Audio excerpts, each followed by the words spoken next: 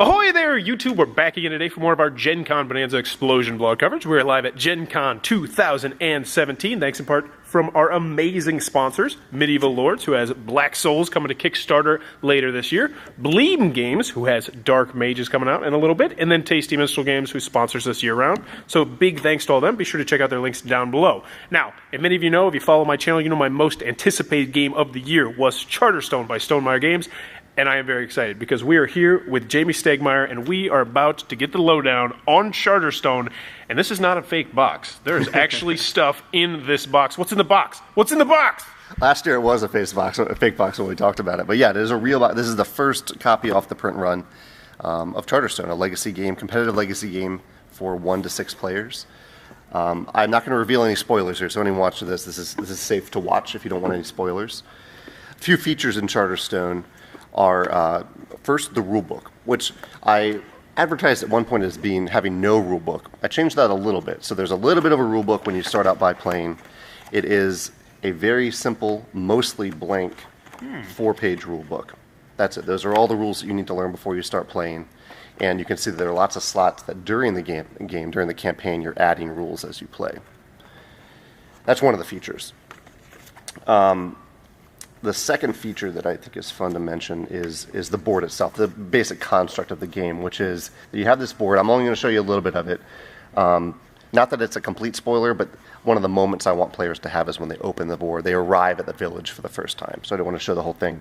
But each player, like the red player here, would control this charter, and that means that the red player alone can place permanent stickers as buildings in their charter, and they become action spaces for any player to use. So even though it's a competitive game, you control your own charter, it has a little bit of a collaborative feel in that you're building a village together with your friends. That's one other thing. Wanted to show briefly on camera how the unlocking system works. So again, no spoilers, but basically this is what the box will look like when you open Charterstone. You'll get to open the scriptorium right away, which is just all the components in the game. I'll do a little Tom Vassal component dump here. So every copy comes with a bunch of metal coins, a bunch of wooden stuff for the players, the resources. And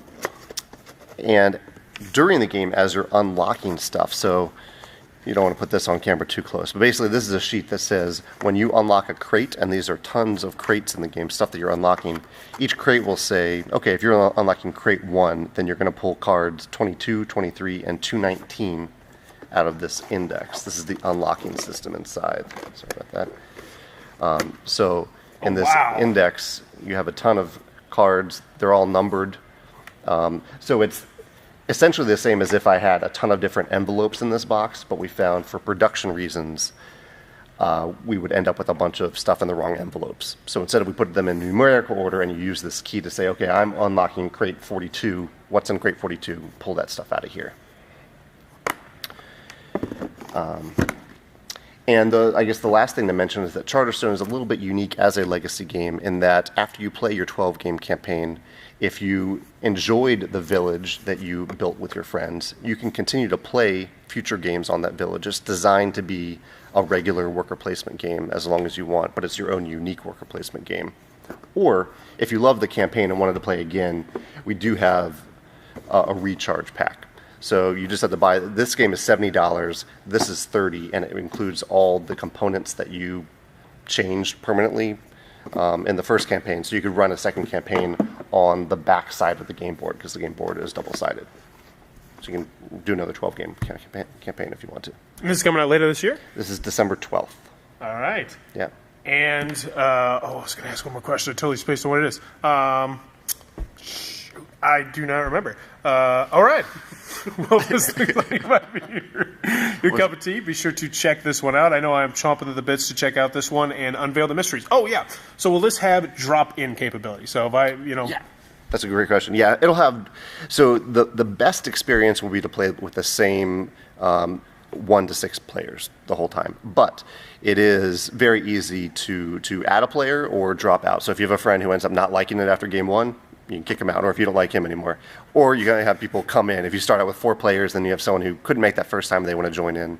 It's easy for them to join in the game. And there is solo gameplay, correct? There's solo gameplay. Yeah, there's a solo rule set, like with all of our games. Same designer as the other games. All right. Fantastic. That is Charterstone from Stonemaier Games, coming out December 12th. You know you're going to want this underneath your Christmas tree or your... God, I don't know. The other traditional... Yeah, your Festivus poll, whatever you celebrate. But if you're enjoying this content, please be sure to click on that subscribe button down below. And in the comments below, let me know. What is a Charterstone? This is the Charterstone in this game. It just marks the... It's kind of the monument around which the village is built. All right. There you go. Now you know. And as always, thanks for your time, YouTube.